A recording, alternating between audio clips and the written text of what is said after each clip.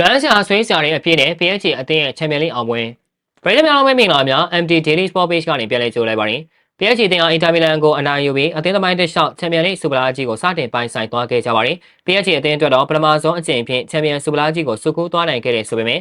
ဒီပြဖြစ်သူ Luis Enrique အတွက်တော့ချန်ပီယံလိစူပလာဟာဒုတိယအကြိမ်ဖြင့်ရယူသွားနိုင်ခဲ့တာဖြစ်ပါတယ်။အဲလိုဒုတိယအကြိမ်ဖြင့်ချန်ပီယံလိစူပလာကြီးကိုရယူသွားနိုင်ခဲ့ခြင်းဟာ Luis Enrique အတွက်တော့လွမ်းရှာဆွေးစာတွေအပြည့်နဲ့ဖြစ်သွားစေခဲ့ပါတယ်။ Luis Enrique ဟာဘာစီလိုနာအသင်းနဲ့အတူချန်ပီယံလိစူပလာကြီးကိုစုကူးခဲ့ပူပြီးပထမဆုံးအကြိမ်ဖြင့်ချန်ပီယံလိစူပလာကြီးကိုရယူခဲ့တဲ့အချိန်ကသူ့ရဲ့အနားမှာသူတိတ်ချရတဲ့ရှာနာဆိုတဲ့သမီးလေးတယောက်လည်းအတူရှိနေခဲ့တာကိုမြင်တွေ့ခဲ့ရပါတယ်။ဒါပေမဲ့လည်းအခုတစ်ခါမှာတော့ဒုတိယအကြိမ်ဖြင့်ချန်ပီယံလိစူပလာကြီးကိုရယူခဲ့တဲ့အချိန်မှာတော့ Luis Enrique အနားကနေရောလူလောကကြီးတဲကပါနှုတ်ဆက်ထွက်ခွာသွားခဲ့ပြီဖြစ်ပါတယ်။ဒါကြောင့်လည်း Luis Enrique တောင်ဘာစီလိုနာအသင်းနဲ့အတူချန်ပီယံလိဖလားရယူခဲ့စဉ်ကအသင်းရဲ့အလံဝေးရမ်းပြီးအောင်ပွဲခံနေခဲ့တဲ့သမီးလေးရှာနာကိုအမှတ်ရလွမ်းဆွနေမှာတေချပါပဲ။ Luis Enrique ရဲ့9နှစ်အရွယ်သမီးလေးဟာအယိုးကင်ဆာကြောင့်2019ခုနှစ်မှာဆုံးပါသွားခဲ့တာဖြစ်ပြီးအဆိုပါဆုံးရှုံးမှုဟာဖခင်တယောက်အတွက်မိသားစုတစ်ခုအတွက်အများကြီးနာကျင်စရာကောင်းခဲ့ပေမဲ့ Luis Enrique ဟာသမီးလေးကိုနေရမယ့်ဖခင်တယောက်ဖြစ်မပြိုမလဲရှေ့ဆက်နိုင်ခဲ့တာကိုမြင်တွေ့ခဲ့ရပါတယ်။ ချန်ပီယံလိဖိုင်နယ်မှာ PSG ပရိသတ်တွေက Enrique နဲ့ PSG အလံဝေရမ်းနေတဲ့ရှာနာတို့ရဲ့တီဖိုကိုဖန်တီးပြီးခွင်းထဲမှာပြသသွားခဲ့ပါတယ်။စပိန်သားနိဗ္ဗာန်ကြီးကလည်းပွဲပြီးအောင်ပွဲခံခြင်းမှာသမီးလေးက PSG အလံအကင်ထားတဲ့ပုံလေးနဲ့ Foundation T-shirt ကလေးကိုဝတ်ဆင်ထားခဲ့ပါတယ်။ချန်ပီယံလိဘောလူပွဲအပြီးမှာ Luis Enrique က